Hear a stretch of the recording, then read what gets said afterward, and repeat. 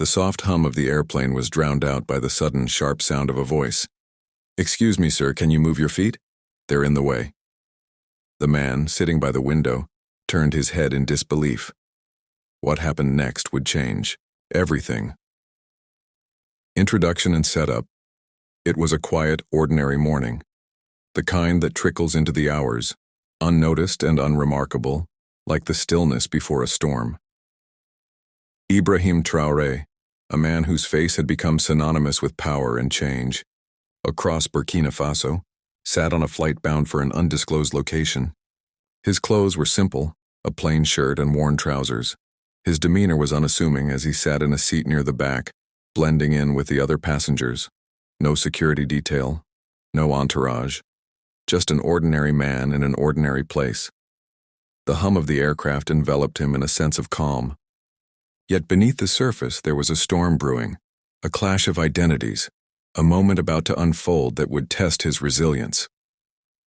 Across the aisle, a middle-aged man, well-dressed and confident, glanced over his shoulder at Ibrahim, then let out an audible sigh. Ibrahim, lost in thought, did not notice the growing tension in the air.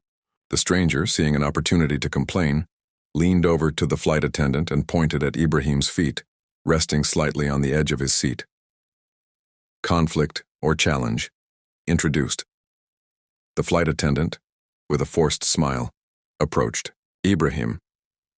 "Excuse me, sir," she said politely, yet her voice had a hint of impatience. "Could you please move your feet? You're blocking the aisle."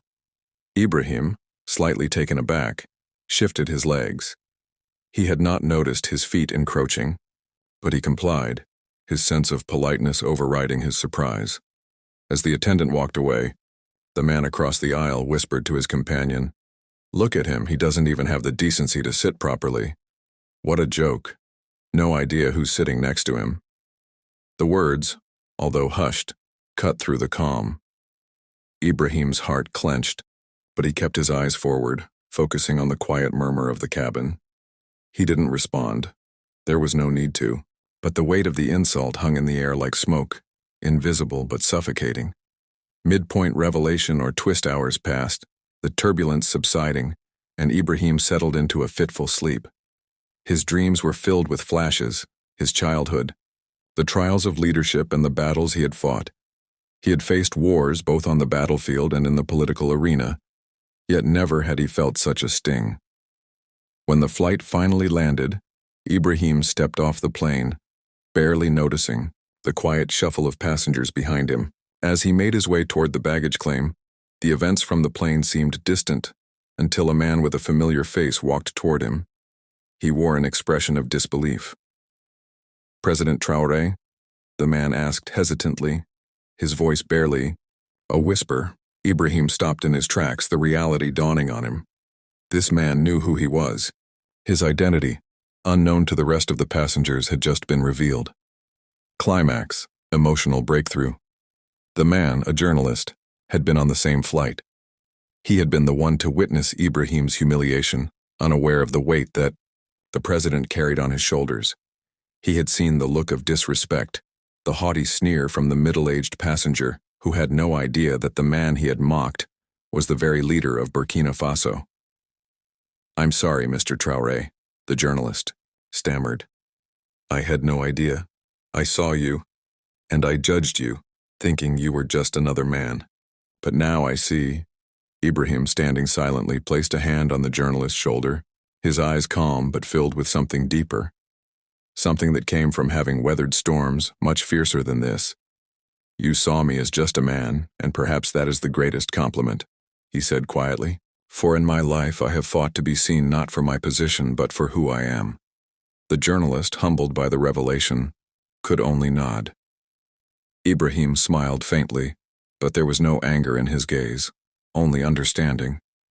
Resolution and quiet closure, the story would spread across Burkina Faso and beyond. How the president, a man of great power, had endured the humiliation of being disrespected on a plane, and yet had responded with nothing but grace and dignity.